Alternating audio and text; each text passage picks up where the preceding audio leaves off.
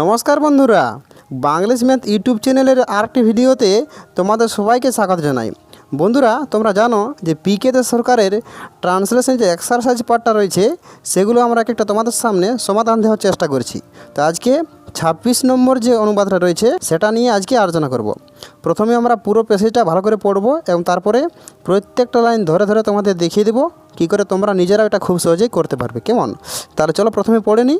দেখো, কালিদাস ভারতের শেক্সপিয়র নামে প্রসিদ্ধ, তাহার নাম অমর হইয়া আছে। বিক্রমাদিত্যের সভার নবরত্নের মধ্যে তিনি সর্বশ্রেষ্ঠ ছিলেন। কেবল ভারতীয় পণ্ডিতগণই নহে, ম্যাক্স মুলারের নেই ইউরোপীয় সমালোচকও তাহার কাব্য ও নাটকের প্রশংসা করিয়াছেন। কালিদাস কোন যুগে জন্মগ্রহণ করিয়াছিলেন কেহ সঠিক বলিতে পারেন না, কিন্তু কাল তাহার নেই কবির কৃতিত্ব ম্লান করিতে পারে না।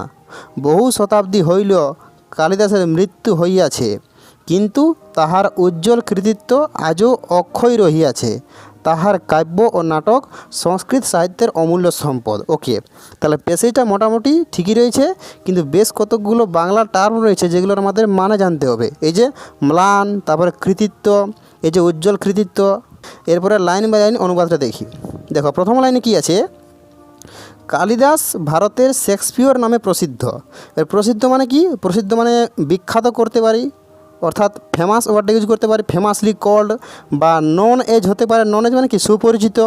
বা রিনাউন্ড, একটা ওয়ার্ড আছে রিনাউন্ড মানে কি? এটা মানে হচ্ছে প্রসিদ্ধ বা বিখ্যাত, রিনাউন্ড। তাহলে আমরা এটা ইউজ করি, রিনাউন্ড। তাহলে কালিদাস হয় প্রসিদ্ধ ভারতের শেক্সপিয়র নামে। তাহলে কালিদাস হয় প্রসিদ্ধ ভারতের শেক্সপিয়র নামে। তো এটা আমরা এভাবেও বলতে পারি যে কালিদাস ভারতের শেক্সপিয়র নামে পরিচিত। কেমন? তাহলে কালিদাস ইজ রিনাউন্ডলি কল্ড, বা তাকে ডাকা হয়, এটা হবে Kalidas is renownedly called as the Shakespeare of India. অথবা এটা করতে পারি কালিদাস ইজ ওয়েল নন সুপরিচিত, বা সিম্পলি করতে পারি Kalidas is known as the Shakespeare of India. যে কোনো তিনটার মধ্যে একটা করলেই হবে। কেমন? তাহলে কালিদাস ইজ, আমরা এটা করি যে কালিদাসকে ডাকা হয়, এটা করছি। তাহলে কালিদাস ইজ প্রসিদ্ধ, তাই তো? তাহলে রিনাউন্ড ওয়ার্ড ইউজ করি। তাহলে রিনাউন্ডলি, এটা আমাদের অ্যাডভার্ব করতে হবে যে কালিদাস ইজ রিনাউন্ডলি কল্ড। কেমন? তাহলে কালিদাসকে প্রসিদ্ধভাবে বলা হয় বা ডাকা হয়। কি ডাকা হয়? না, ভারতের শেক্সপিয়র নামে। এবার দেখো, তোমরা যদি করে দাও যে Kalidas is renownedly called as the Shakespeare of India, তো সেক্ষেত্রে আমাদের একটু ভুল হয়ে যাবে, কারণ কল বা নেম এরকম ওয়ার্ডের পরে আমরা এজ কখনো বসাই না। কল মানে হচ্ছে কাউকে কোনো কিছু দিয়ে ডাকা, তাই না? তাহলে আমাদের এজ ওয়ার্ডটা ব্যবহার করার কোনো প্রয়োজন নেই। তো Kalidas is renownedly called the Shakespeare. এবার তোমরা অনেকে বলতে পারো যে শেক্সপিয়র তো একটা নাম, তাই না? শেক্সপিয়র একটা নাম, কিন্তু এরপর আমরা এর আগেটা আমরা দা কেন বসাবো? এটা তো আমাদের একটা প্রপার নাম, তাই না? তার কারণটা হচ্ছে শেক্সপিয়র যেমন নিজের দেশে বিখ্যাত, বা শেক্সপিয়র যেরকম কোয়ালিটি আছে, ভারতেও কালিদাসের মধ্যে ঠিক একই রকম গুণাবলী রয়েছে। সুতরাং আমরা বলতে পারি না যে কালিদাসই কিন্তু শেক্সপিয়র নয়, অর্থাৎ কালিদাসের মধ্যে শেক্সপিয়রের গুণাবলী আছে, তাই না? তাহলে আমরা এখানে অবশ্যই দা শেক্সপিয়র ইউজ করবো, অর্থাৎ শেক্সপিয়রের গুণটা। তাহলে the Shakespeare, Kalidas is renownedly called the Shakespeare of India, the Shakespeare of India. তো বেসিক্যালি এটা আমাদের পেসিভ ভয়েস হয়ে গেল, তাই না? যে Kalidas is renownedly called the Shakespeare of India. Okay, তারপরে দেখো, তাহার নাম অমর হইয়া আছে। কার নাম? না, কালিদাসের নাম। তাহলে হিজ নেম অমর হইয়া আছে বা অমর হয়ে গেছে, এটা বলতে পারি। তাহলে হিজ নেম হয়ে গেছে, তার মানে হ্যাজ বিকাম, বা হ্যাজ বিন করলে হবে, হ্যাজ বিন সেটাও হয়। তাহলে হিজ নেম হ্যাজ বিকাম, তার নামটা হয়েছে কি? অমর, তাহলে ইমর্টাল। কেমন? তাহলে হিজ নেম, তাহলে তার নাম, এটা হচ্ছে আমাদের সাবজেক্টটা, হ্যাজ বিকাম। আমরা সিম্পলি এটাই করছি, his name has become immortal, অর্থাৎ অমর হয়ে গেছে। তারপরে দেখো, বিক্রমাদিত্যের সভার নবরত্নের মধ্যে তিনি সর্বশ্রেষ্ঠ ছিলেন। দেখো, সাবজেক্ট, ভার্ব, অবজেক্ট। কে ছিলেন? না, তিনি ছিলেন। তাহলে সাবজেক্ট হলো তিনি, ভার্বটা হচ্ছে ছিলেন। কি ছিলেন? না, সর্বশ্রেষ্ঠ ছিলেন। কাদের মধ্যে? না, বিক্রমাদিত্যের সভার নবরত্নের মধ্যে। তাহলে আমাদের এই পার্টটা আগে করতে হবে, তিনি সর্বশ্রেষ্ঠ ছিলেন, এটা করলেই আমাদের হয়ে যাবে। তাহলে তিনি ছিলেন সর্বশ্রেষ্ঠ, তাহলে হি ওয়াজ, পাশে যাবে হি ওয়াজ, তিনি ছিলেন কি? সর্বশ্রেষ্ঠ। তাহলে গ্রেটেস্ট করতে হবে, তাহলে greatest, he was the greatest, সর্বশ্রেষ্ঠ কাদের মধ্যে? বিক্রমাদিত্যের সভার নবরত্নের মধ্যে। কেমন? তাহলে he was the greatest of the Navaratna of বিক্রমাদিত্যের সভা। তাহলে he was the greatest of the Navaratna. এবার নবরত্ন মানে হচ্ছে 9টা রত্ন, অর্থাৎ 9 জেমস। দেখো এখানে দেওয়া আছে 9 জেমস, 9জন রত্ন। তাহলে he was the greatest of the 9 gems, তো এটা আমাদের ক্যাপিটালে হবে। এবার 9 জেমস কোথায় থাকতো? না বিক্রমাদিত্যের রাজসভার। তাহলে 9 জেমস অফ, তাহলে 9 জেমস অফ বিক্রমাদিত্য সভা। কেমন? বিক্রমাদিত্য, তাহলে বিক্রমাদিত্য এখানে একটা অ্যাপোস্ট্রফি এস দিয়ে দিলাম। তাহলে he was the greatest of the 9 gems of Vikramaditya সভা। সভা মানে রাজসভা, তাই তো?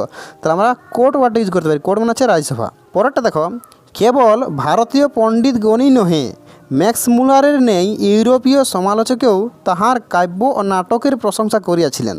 তাহলে আমাদের ভার বলতে এখানে, তাই তো, প্রশংসা করা বা প্রেজ করে দেবো বা অ্যাপ্রিসিয়েট করে দেবো। ঠিক আছে, কাকে? না কাব্য ও নাটককে। অবজেক্ট এখানে আছে, তার দরকার আমাদের সাবজেক্টে, তাহলেই হয়ে যাবে। তাহলে সাবজেক্ট হচ্ছে আমাদের এগুলো, যে ভারতীয় পণ্ডিতগণ প্লাস ইউরোপীয় সমালোচকগণ, এরা প্রশংসা করেছেন তার কাব্য নাটককে। তাহলে আমাদের এখানে এই সাবজেক্ট গঠন করাটা একটা চ্যালেঞ্জ। তাহলে কেবল ভারতীয় গণই নহে, ম্যাক্স মুলারের নেই ইউরোপীয় সমালোচকও। তো দেখবে তোমরা একটা ফরম্যাট শিখেছো যে এটা নয় ওটাও। তাহলে not only this but also that, এটা ইউজ করি না। নট অনলি অর্থাৎ শুধুমাত্র এটা নয়, তার সাথে বাট অলসো, অর্থাৎ একটার সাথে আরেকটাও। তো নট অনলি বাট অলসো, এখানে আমরা ওটা ইউজ করতে পারি। তাহলে নট অনলি দ্য ভারতীয় পণ্ডিতগণ বাট অলসো দ্য ইউরোপীয় ক্রিটিকগণ। কেমন? তাহলে নট অনলি শুধুমাত্র এরা নয়, কারা? না ভারতীয় পণ্ডিতগণ। ভারতীয় পণ্ডিত বলতে ইন্ডিয়ান স্কলার করে দিচ্ছি, স্কলার মানে পণ্ডিত। তাহলে not only the Indian scholars, not only the Indian scholars comma but also the ইউরোপীয় সমালোচক। তা এবার সমালোচক মানে ক্রিটিক, ক্রিটিক মানে সমালোচনা করা, ক্রিটিসাইজ, সেখান থেকে ক্রিটিক ওয়ার্ডটা আসছে। Not only the Indian scholars but also the European critics, but also the European critics. কার মতো? না ম্যাক্স মুলারের মতো ইউরোপিয়ান ক্রিটিক। তাহলে লাইক ম্যাক্স মুলার করে দিচ্ছি। তাহলে লাইক ম্যাক্স মুলার। তাহলে আমাদের এই পার্টটা হচ্ছে সাবজেক্টটা, not only the Indian scholars but also the European critics like Max মুলার, এটা সাবজেক্টটা। আর এরপরে আমাদের ভার্বটা সোজা হয়েছে কি? প্রশংসা করেছেন তাহার কাব্য ও নাটককে। প্রশংসা মানে প্রেজ করা হতে পারে, কেমন? কমেন্ট হতে পারে, কমেন্ট মানে প্রশংসা করা। কিন্তু আমাদের এখানে মানে বেস্ট ওয়ার্ড হবে অ্যাপ্রিসিয়েট করা। কোনো নাটক, কোনো কাব্যের যে রস, সেটা যদি কেউ প্রশংসা করে সেটা হবে অ্যাপ্রিসিয়েট। আর শুধু প্রেজ ওয়ার্ডটা কোনো গুণাবলী বা কোনো কিছু তার মধ্যে কোয়ালিটি থাকলে সেটা প্রেজ। তাহলে প্রশংসা করিয়াছেন, তাহলে এটা আমাদের প্রেজেন্ট পারফেক্ট যাবে। তাহলে হ্যাজ অ্যাপ্রিসিয়েটেড কি? না তাহার কাব্য ও নাটক। তাহলে has appreciated his poetry and plays. কেমন? তাহলে করে দিই। তাহলে ক্রিটিক্স লাইক ম্যাক্স মুলার, তাহলে হ্যাজ অ্যাপ্রিসিয়েটেড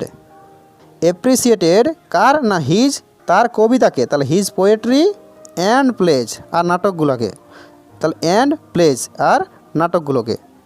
তারপরে দেখো, কালিদাস কোন যুগে জন্মগ্রহণ করিয়াছিলেন কেহ সঠিক বলিতে পারেন না। দেখো সাবজেক্ট ভার্ব অবজেক্ট, এখানে সাবজেক্ট কী বলো তো?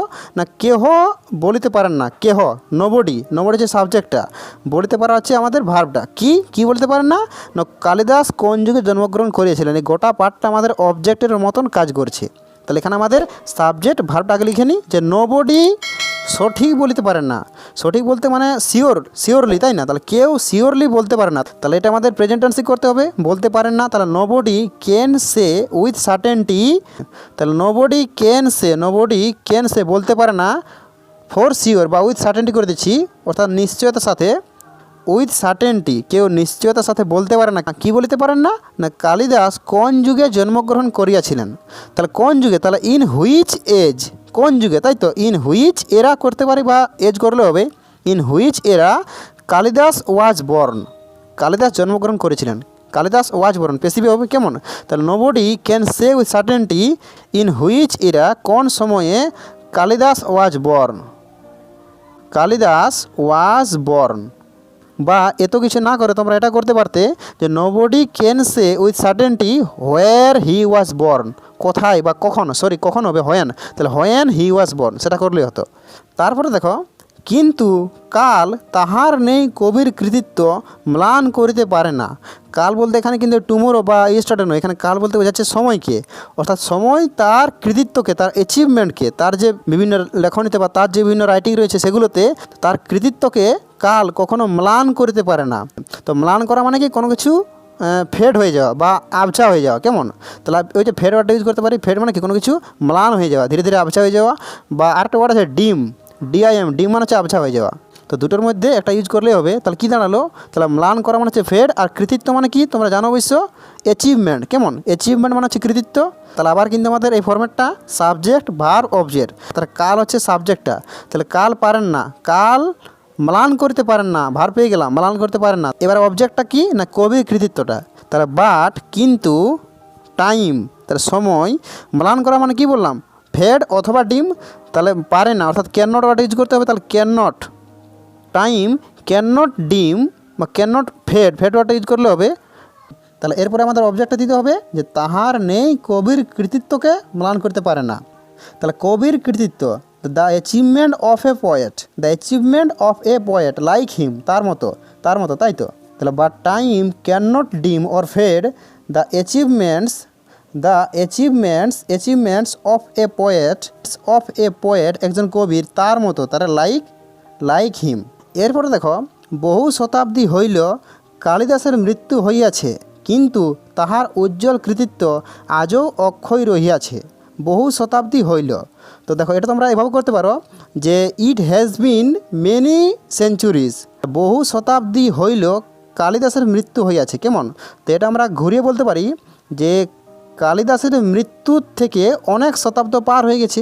Many centuries have passed, many centuries have passed, পার হয়ে গেছে since the death of Kalidas.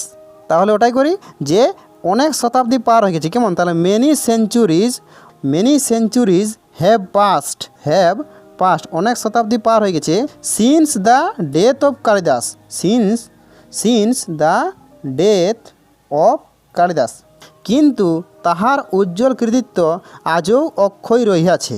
তাহলে আমাদের সাবজেক্ট কী হচ্ছে না, তার উজ্জ্বল কৃতিত্বটা কেমন অক্ষয় রয়েছে বা উজ্জ্বল, গ্লোরি মানে যেটা, তাহলে গ্লোরিয়াস অ্যাচিভমেন্ট করে দিচ্ছি, কেমন? তাহলে উজ্জ্বল কৃতিত্ব মানে গ্লোরিয়াস অ্যাচিভমেন্ট, তাহলে হিজ গ্লোরিয়াস অ্যাচিভমেন্টস আজও অক্ষয় রয়েছে।